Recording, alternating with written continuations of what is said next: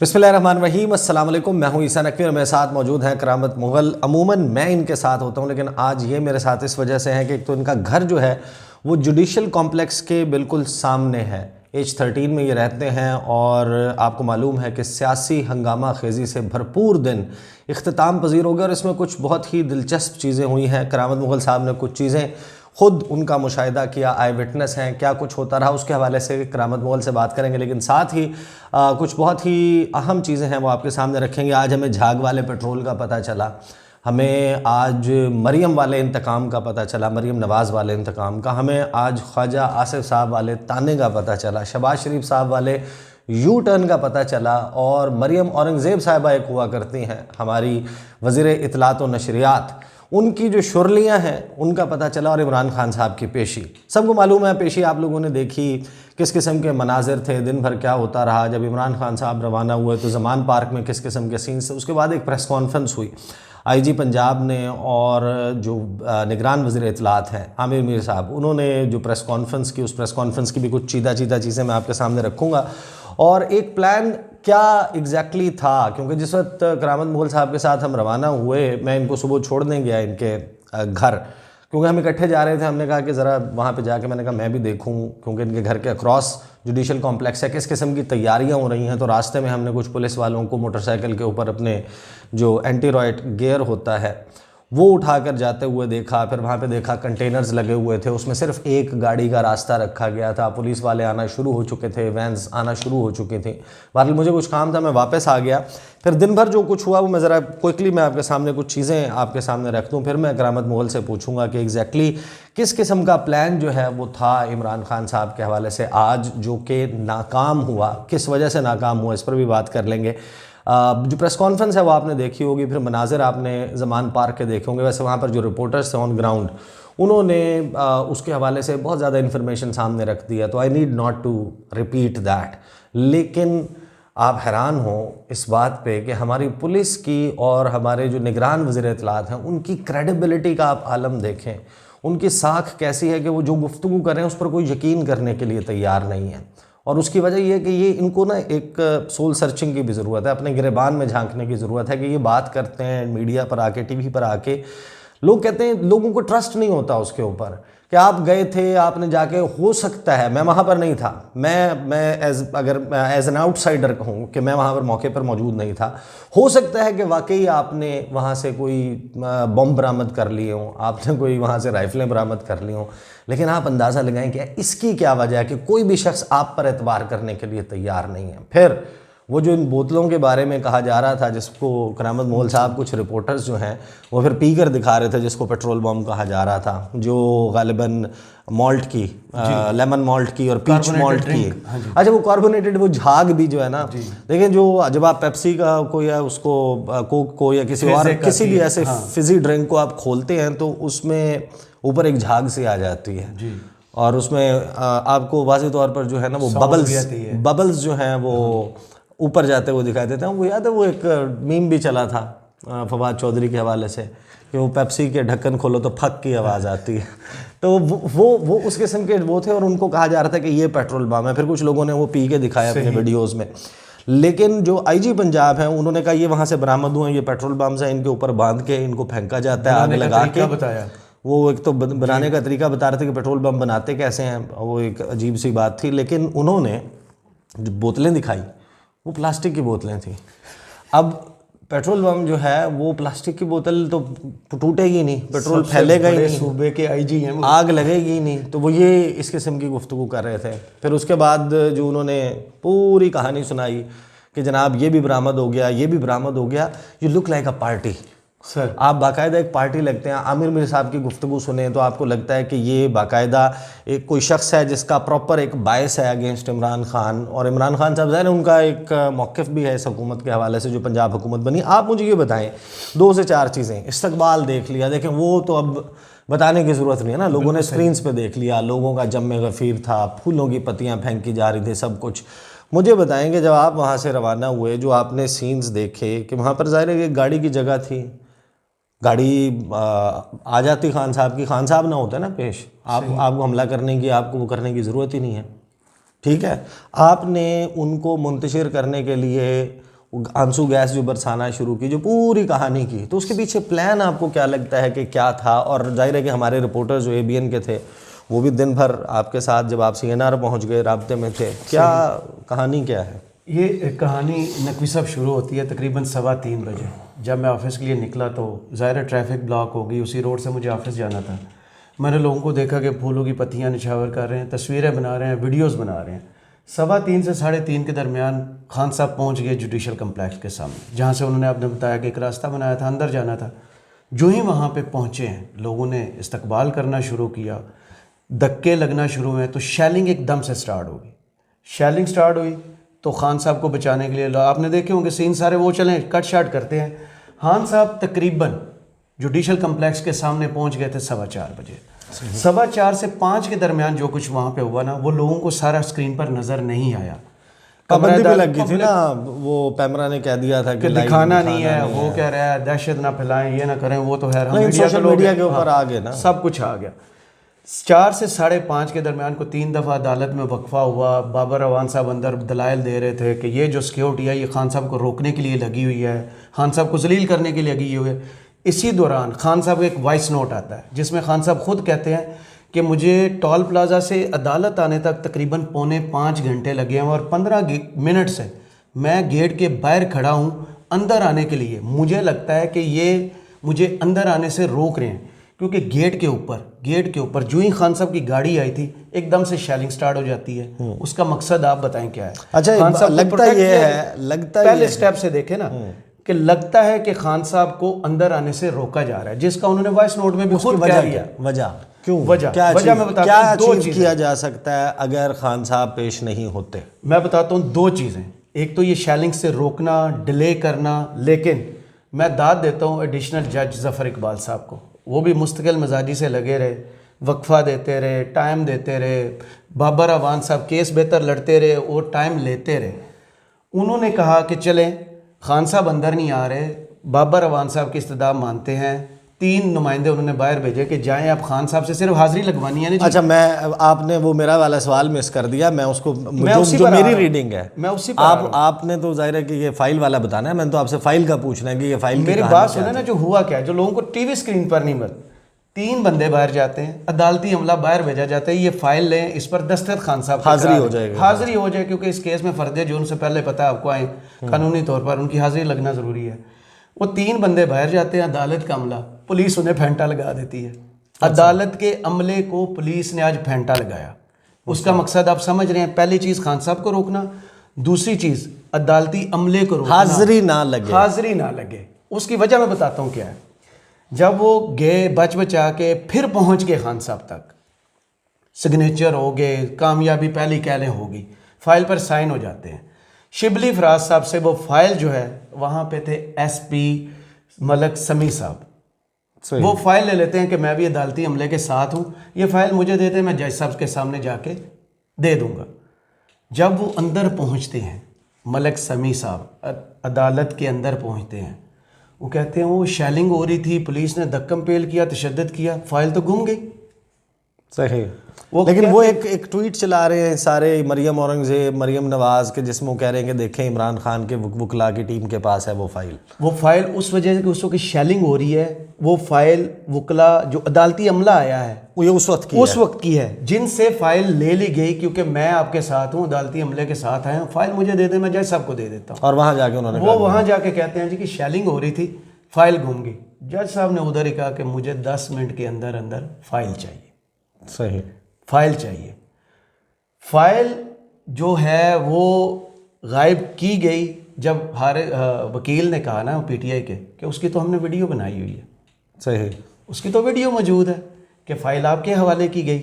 जैसे तैसे करके खान साहब की जो हाज़िरी है ना, वो मान ली गई कि हाज़िरी हो गया, वो मैं उस पर बाद में आता हूँ। हाज़िरी हो गई है।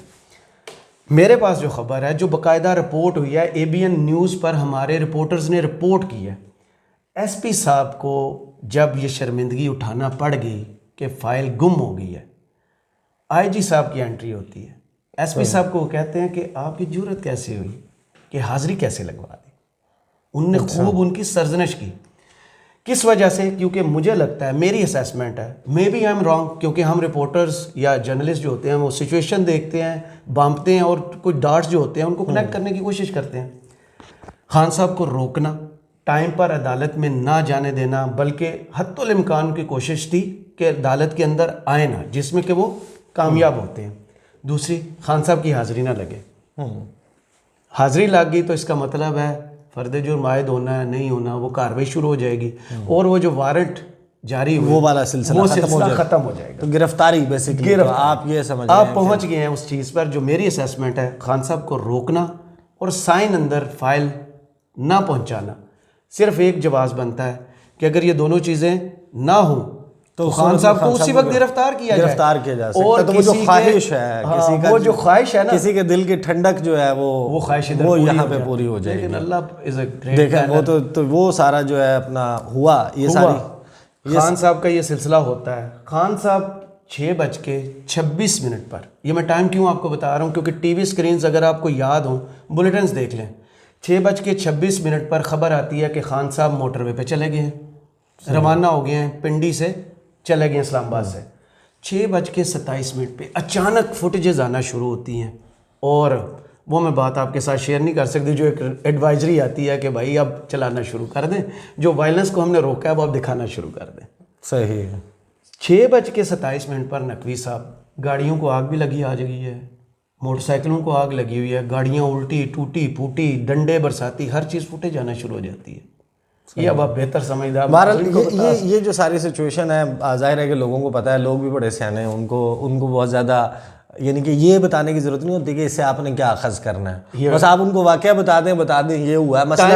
मसलन आप अंदाज़ा लगाएं कि ये जो सारी कहानी है, इस दौरान मैं देख रहा था कि रिएक्शंस वगैरह क्या आते हैं। इसमें एक ये भी था, एक तो गिरफ्तारी वाला पहलू है, दूसरा ये कि वो जो पूरा बयानिया है कि मियाँ मोहम्मद नवाज शरीफ बहादुर हैं, ये गीदड़ हैं और वो छुपे हुए हैं, अदालतों में पेश नहीं होते। अब वो तो पेश होने आ गया, वो पेशी भी हो जाती, तो वो बयानिया जो एक बनाना शुरू किया था, उस पर आपने इन्वेस्टमेंट की, जलसे किए, तकरीरें की, चुस्त जुमले लिखवाए आपने अपने लिखारियों से, वो सारा आपने किया। फिर आपने अपने जो सोशल मीडिया के लिए लोग रखे हुए हैं, उनसे बड़े क्लासी किस्म के आपने वो बनवाए, जुगतबाजियाँ और ये वो जुमले और उसके अलावा जनाब वो पूरी आपको पता है ना कि फ्लायर्स बनते हैं, कैंपेन तस्वीरें बनती हैं, उसकी ग्राफिक्स बनती हैं, वो ग्राफिक्स शेयर होते हैं, वो तो सारी ज़ाया हो जाती। फिर जनाब तानों का सिलसिला। अच्छा, मरियम औरंगज़ेब साहिबा ये पाकिस्तान की वज़ीर इत्तलात है, मैं आपको इनकी लैंग्वेज सुनवाऊँगा इसमें, जो इनकी शुरलियाँ हैं ना वो भी सुने कि वज़ीर इत्तलात कौन होता है।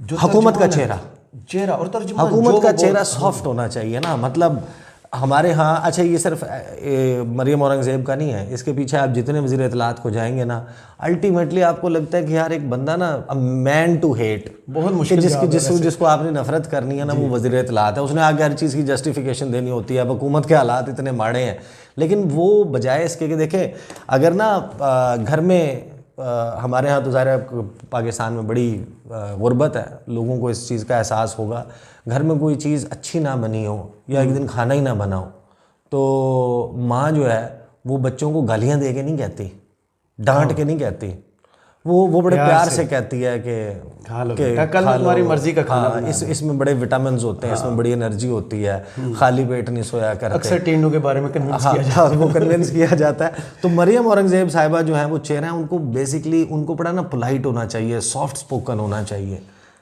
और उनका एक अच्छा चेहरा होना चाहिए। वो उनकी, अब मैं आपको 2 ट्वीट्स पर बताता हूँ जो उन्होंने इसके की इस सारे मामले पे।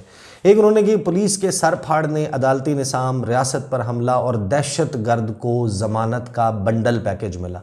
दहशत गर्द मतलब ठीक है, आपकी पॉलिटिकल राइवलरी है, सब कुछ है, सब करेंगे। दहशत गर्द वाली कहानी आप सुनाएंगे लोगों को, लोगों ने आप पे वैसे ही यकीन नहीं करते, ऐसे वैसे नहीं यकीन करते आप। मतलब खान साहब ने, जाहिर है कि कोई भी इंसान परफेक्ट नहीं होता ना, कुछ 6 चीज़ें गलत की होंगी, कुछ 10 चीज़ें, पैकेज होता है ना एक पूरा इंसान। जी जी जी। अब हुकूमत में होता है, कुछ चीज़ें अच्छी होती हैं, कहीं पे अच्छा परफॉर्म करता है, कहीं पे बुरा परफॉर्म करता है, सबको पता है। मैं उनकी जो डोमेस्टिक लोकल पॉलिसीज थी, आई यूज टू क्रिटिसाइज दैम। सही। जो उनके हाँ लोकल मामलात थे, मैं उनकी फॉरेन पॉलिसी को अप्रिशिएट करता था, बहुत सारे दीगर डिसीजंस को करता था।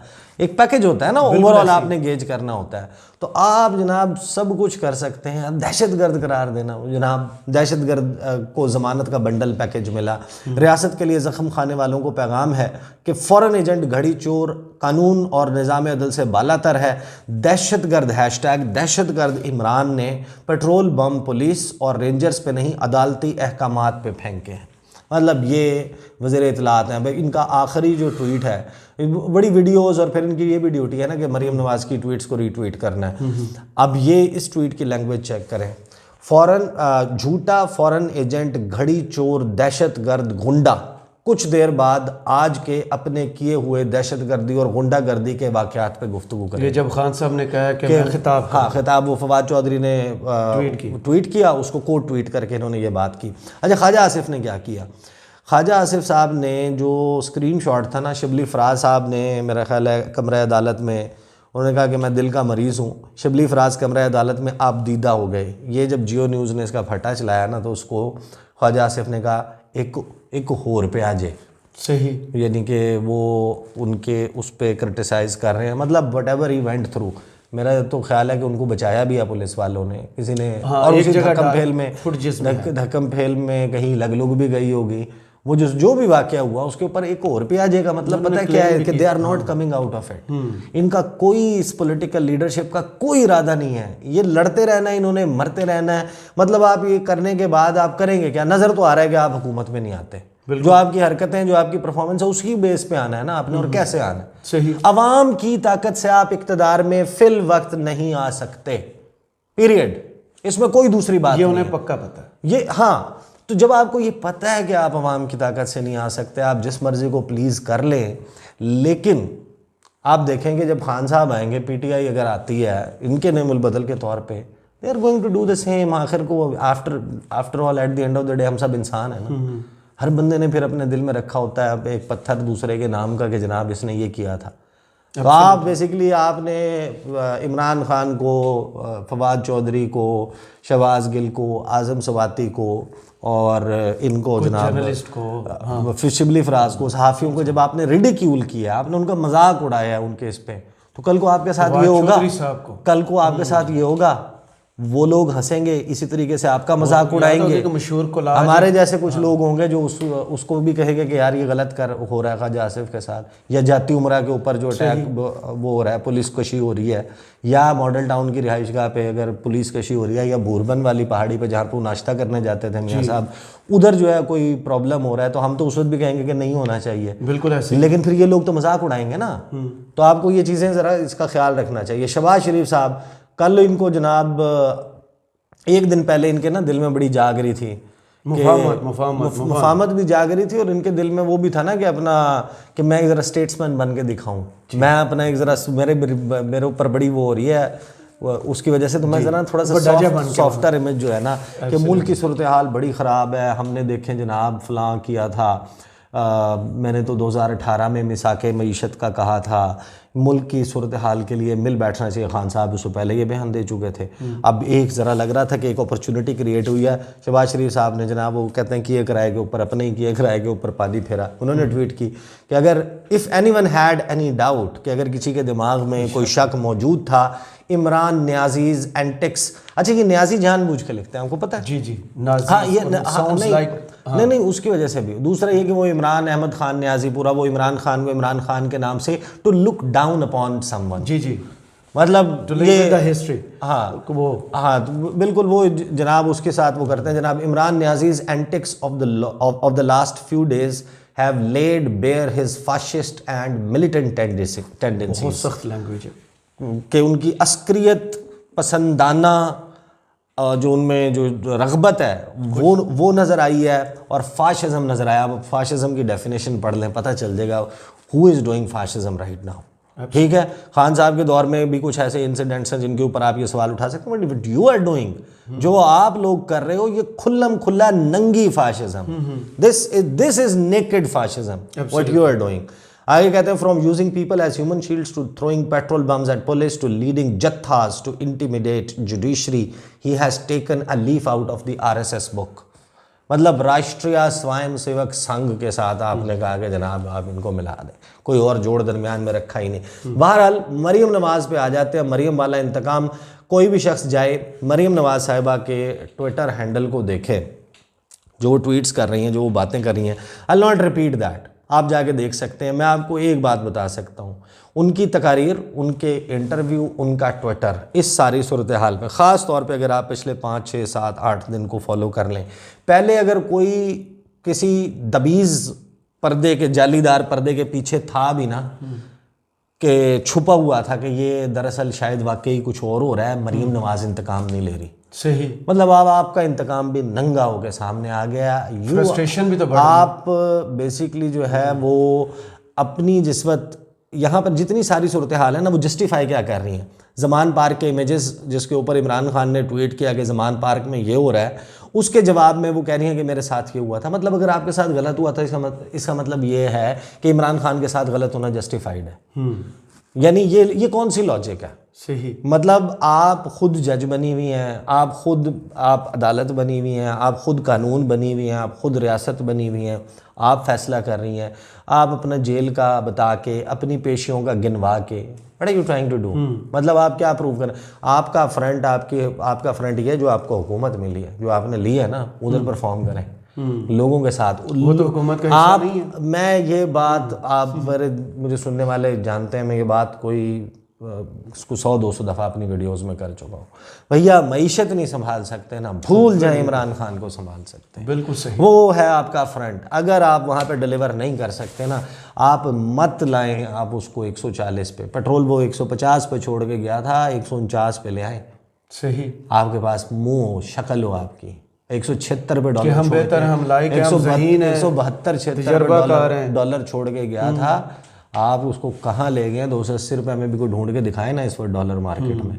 आप उसको नहीं लाते, हम नहीं कहते 150 पे लेके आए, आप उसको 175 पे तो लेके आए ना, 1 रुपया तो कम करें। शर्तें लगाते थे, पता तो चले में साग डार में 100 पे रखूंगा, 100 भाई पे रखूंगा। इनके पास, सबके पास फॉर्मूले थे। मिफ्ता इस्माइल और ये सारे, शाहजेब खानजादा साहब का शो ही पूरा ऑर्केस्ट्रेट होता था कि हम मुल्क कैसे चलाएंगे, कैसे बचाएंगे। तो अब आप देख लें जनाब, बचा रहे हैं मुल्क। बहरहाल दीज आर द डिटेल्स जनाब। और ज़ाहिर है कि ये बड़ा हंगामा खेज दिन था, इख्तिताम पजीर हो गया है, और बात लेकिन यहाँ पर ख़त्म नहीं हुई। ये जो सिलसिला है ना, इसमें कुछ 2-3 अहम चीज़ें हैं जो आपके सामने रखेंगे इसी पूरे 5-6 दिन से रिलेटेड, वेरी पर्टिनेंट। इंतज़ार कीजिए उसका। मुझे और करामत मोल साहब को इजाज़त दीजिए। अल्लाह हाफ़िज़।